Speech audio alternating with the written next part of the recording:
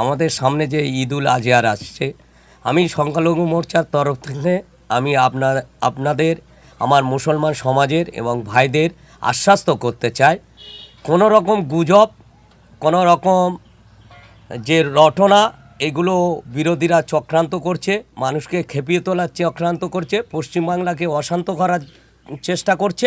এই সমস্ত ফাঁদে আপনারা পা দেবেন না। নিশ্চিন্তে এবারে ঈদুল আজহারে আমাদের যে কুরবানি প্রথা চালু থাকবে, আপনারা কোনো রকম গুজব বা কিছুতে কান দেবেন না। আপনাদের কাছে আমি আবেদন করব, এই সমস্ত রটনা আমাদের বিজেপি পার্টির তরফ থেকে এখন কোনো রকম বিবৃতি দেওয়া হয়নি, এবং কোনো রকম আমার সরকার কোনো রকম এই রকম আইন আমি মনে করি আনবে না। আজকের যে বলছে বিজেপি পরিবর্তনের লক্ষ্যে, বিজেপি একটা সাংগঠনিক দল এবং একটা দীর্ঘমেয়াদী দল।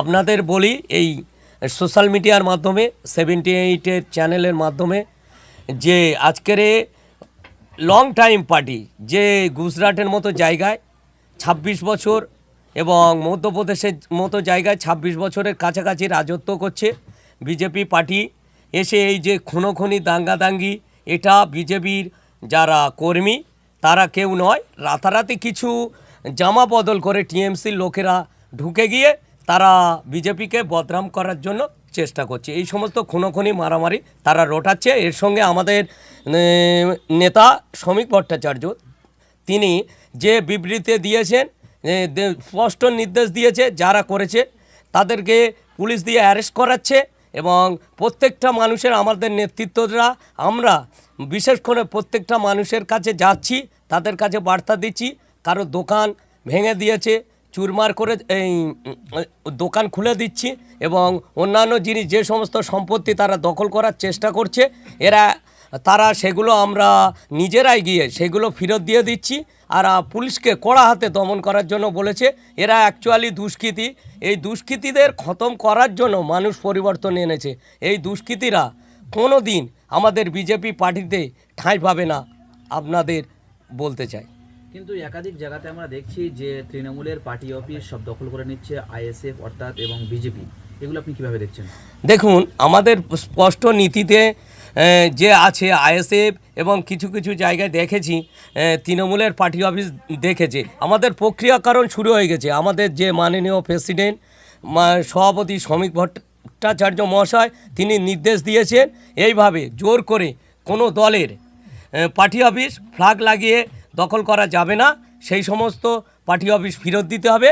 তিনি আমাদের নেতা, যেহেতু পশ্চিমবঙ্গের প্রদেশের নেতা, তিনি একজন আমাদের অভিভাবক, তার নির্দেশ মেনে সেই প্রক্রিয়াকরণ আপনারা দেখতে পাচ্ছেন বিভিন্ন সোশ্যাল মিডিয়ায় যে প্রক্রিয়াকরণ শুরু হয়ে গেছে চাবি ফেরত দেওয়ার।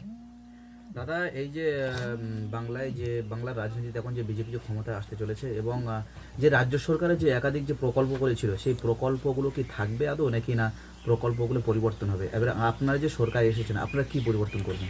দেখুন, আমরা এসছি সমাজ ব্যবস্থা, আমরা যে সরকারে এসছি, মানুষ আমরা বিরোধী ছিলাম, বর্তমানে আমরা শাসক। সেই পরিপ্রেক্ষিতে আপনাদের বলতে চাই, আমি একজন সংখ্যালঘু মানুষ হিসাবে সমস্ত প্রকল্প থাকবে। মাননীয় আগের বারে যে চটিচাটা পিসিমণি, তিনি তার কেন্দ্র সরকারের প্রজেক্টগুলো সম্পূর্ণ নাম বদল করেছিল, সেই নামের পরিবর্তন হবে। যে মানুষের টাকা বন্ধ হয়ে যাবে, এটা ঠিক নয়। এটা যে গুজব ছড়াচ্ছে, আতঙ্কিত মহিলারা, বিশেষ করে যুবকরা আতঙ্কিত হওয়ার কোনো কারণ নেই। আমাদের বলে দেওয়া আছে অন্নপূর্ণা ভাণ্ডার 3000 টাকা, এবং যুব সমাজের যে প্রকল্প 3000 টাকা, এবং বার্ধক্য ভাতা ডবল করবে। সমস্ত প্রকল্প চালু থাকবে, এবং 21,000 টাকা করে আমাদের যে মাতৃকালীন টাকা দেওয়া হবে, প্রত্যেক গর্ভবতী মায়েরা পাবে। এতে কোনো সন্দেহ নেই, কোনো আতঙ্ক হওয়ার কিছু কারণ নেই।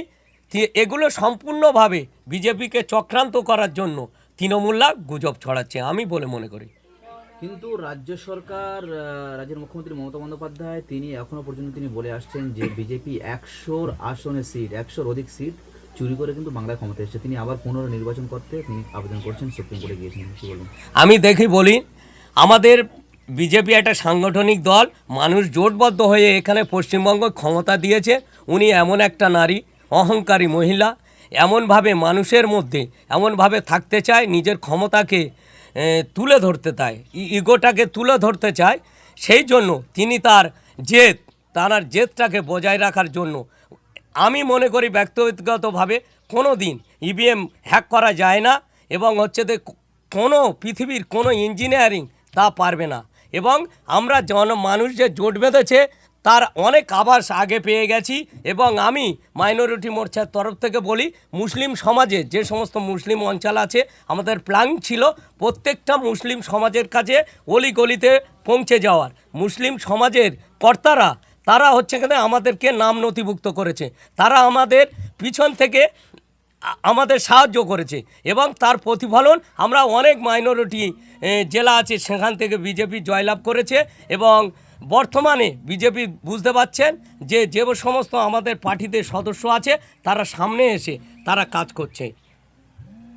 দাদা, দেখতে পাচ্ছি বিজেপি ক্ষমতায় আসার পরে দেখতে পাচ্ছি তৃণমূলের একাধিক নেতৃত্ব কর্মী যারা রয়েছে তারা অনেকে রাতারাতি তারা চামড়া তারা বদল করে দিয়েছে, এবং অনেকে বলছে যে পিঠ বাঁচানোর জন্য তারা বিজেপি ফ্ল্যাগ ধরছে, এমনটাই মন্তব্য উঠে। সেটা কি হবে? এটা দেখুন, এটা হচ্ছে সম্পূর্ণ মিথ্যে কথা।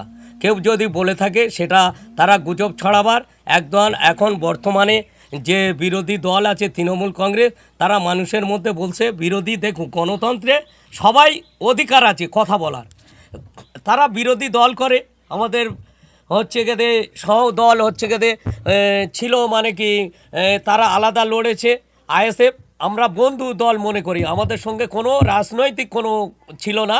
তবু আমরা তাদের সম্মান রক্ষার্থে একজন নওশাদ সিদ্দিকী একজন ভালো নেতা, তাকে সম্মান রক্ষার্থে আমরা তারা কি করছে, তারা তাদের লোকজনকে কাছে রাখতে পারছে না, এবং তাদের লোক উচ্ছৃঙ্খল হয়ে পড়ছে। তারা অনেকে দোকান ঘাট বন্ধ করছে, তাদের নেতা তাদের বারণ করেছে। এবং আমাদের নেতা বিশেষ করে শ্রমিক ভট্টাচার্য তিনি বিবৃতি দিয়ে স্পষ্ট বলে দিয়েছে কোনো অন্যায় কাজ করা যাবে না, যে অন্যায় কাজ করবে পুলিশ তাদের সম্পূর্ণভাবে ধরে অ্যারেস্ট করে সেই নির্দেশ দিয়েছে। কিন্তু এই যে প্রকল্পগুলোর কথা যেগুলো বলা হচ্ছে যে মহিলাদের জন্য অন্নপূর্ণা ভাণ্ডার, এই যে প্রকল্পগুলো এগুলো কবে থেকে শুরু হবে এবং এগুলো কি দেওয়া হবে সাধারণ মানুষকে? সেটা আমাদের যে প্রতিশ্রুতি দেওয়া আছে, প্রতিশ্রুতি সরকার পূরণ করবে। আগামীকাল আমাদের মুখ্যমন্ত্রী শপথ হবে, মুখ্যমন্ত্রী শপথ হয়ে মন্ত্রিসভায় সিদ্ধান্ত হবে কিভাবে আমরা সরকারি প্রকল্পগুলো যত দ্রুত মানুষের কাছে দেয়া যায়, সেই বার্তা কাল পরশুর মধ্যে পেয়ে যাবে আমি মনে করি ব্যক্তিগতভাবে। আপনি একজন মুসলিম সমাজের মানুষ, আপনি বিজেপি কেন করছেন অনেকে প্রশ্ন করছে, এবং বিজেপি কর্মী যারা রয়েছে এবং মুসলিম সমাজে যারা রয়েছে তারা যদি বিজেপিতে যোগদান করে আপনারা কি নেবেন? আমি আপনাকে বলি, আমি একজন মুসলিম সমাজের মানুষ হিসাবে একজন মানুষের বার্তা দিতে চাই। আমি যখন 2016 সাল থেকে বিজেপি করি, বিজেপির আদর্শ নীতি সম্পূর্ণভাবে একদম সবকা সাথ সবকা বিকাশ, সবাইকে নিয়ে চলার যে নীতি, সেই নীতিতে বিশ্বাস করে আমি বিজেপিতে জয়েন করি। এবং আমি মনে করি মুসলিম সমাজের প্রত্যেকটা মানুষ, প্রত্যেকটা ছেলে বিজেপিতে তাদের জয়েন করা উচিত। তবে সেই সম্বন্ধে সিদ্ধান্তটা নেবে আমাদের দল, যেহেতু এটা সাংগঠনিক পর্ব। আমাদের দলের সাংগঠনিক নির্বাচন হবে। আমাদের ওজিএস আছে, তিনি তাঁর নাম এখনও আর নিচ্ছি না। আমাদের দিল্লি থেকে আমাদের নীতিন নবীন আছে। আমাদের দিল্লির কেন্দ্রীয় কমিটি বসে পশ্চিমবঙ্গ সম্বন্ধে সংগঠন বিস্তার কিভাবে হবে সেই সম্বন্ধে নির্দেশ আইলে আমরা নিশ্চয়ই সাধারণ মানুষ যারা কোনো দিন বিজেপি করেননি বা তৃণমূল করেননি সেই সমস্ত সাধারণ মানুষকে বিজেপিতে নেওয়া হবে।